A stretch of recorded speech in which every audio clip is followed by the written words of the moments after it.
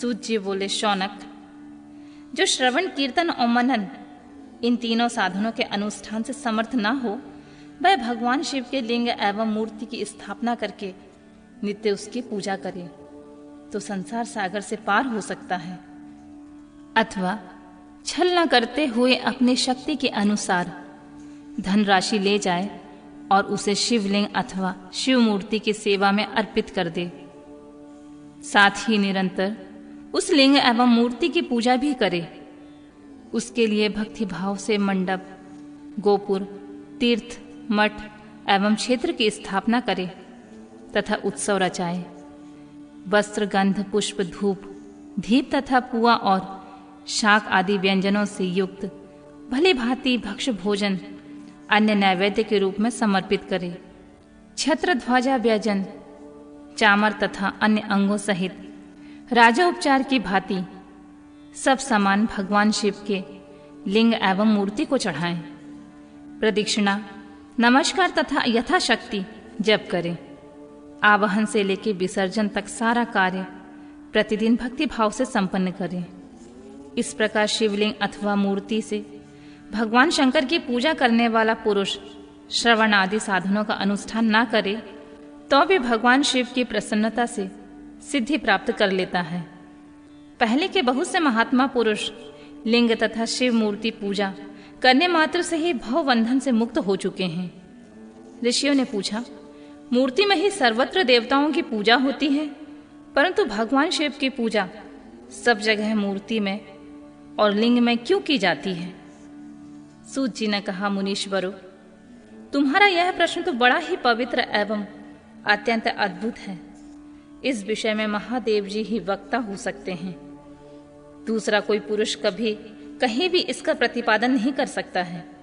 इस प्रश्न का समाधान के लिए भगवान शिव ने जो कुछ कहा है उसे मैंने गुरु के मुख से जिस प्रकार सुना है उसी तरह क्रमशः वर्णन करूंगा। एकमात्र भगवान शिव ही ब्रह्म रूप होने के कारण निराकार कहे गए हैं।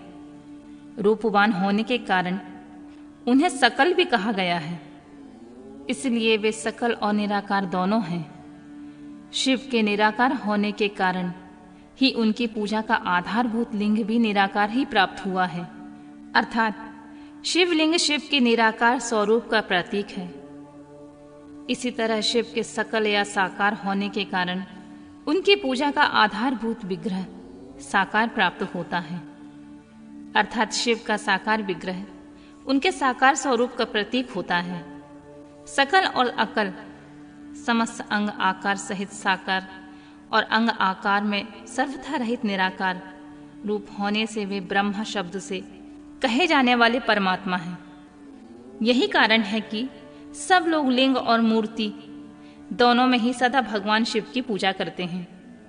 शिव से भिन्न जो दूसरे दूसरे देवता हैं वे साक्षात ब्रह्मा नहीं हैं, इसलिए कहीं भी उनके लिए निराकार लिंग नहीं उपलब्ध होता है। पूर्व काल में बुद्धिमान ब्रह्मपुत्र सनत कुमार मुनि ने मदरांचल नंदिकेश्वर से इसी तरह का प्रश्न किया था। भगवान शिव से भिन्न जो देवता हैं उन सब की पूजा के लिए सर्वत्र प्रायः वेर मात्र से ही संख्या में देखा और सुना जाता है। केवल भगवान शिव की पूजा में लिंग और वेर दोनों को उपयोग देखने में आता है। अतः कल्याणमय नंदिकेश्वर, इस विषय में जो तत्व की बात हो उसे मुझे इस प्रकार बताइए जिससे अच्छी तरह मुझे समझ में आ जाए। निष्पाप ब्रह्म कुमार, आपके इस प्रश्न का उत्तर हम लोग के द्वारा कोई उत्तर नहीं दिया जा सकता, क्योंकि यह गोपनीय विषय है। लिंग साक्षात ब्रह्मा का प्रतीक है तथा आप शिव भक्त हैं, इसलिए इस विषय में भगवान शिव ने कुछ बताया है उसे ही आपके समक्ष कहता हूं। भगवान शिव ब्रह्म स्वरूप एवं निष्कल है, इसलिए उन्हीं की पूजा में निराकार लिंग का उपयोग होता है। संपूर्ण वेदों का भी यही मत है।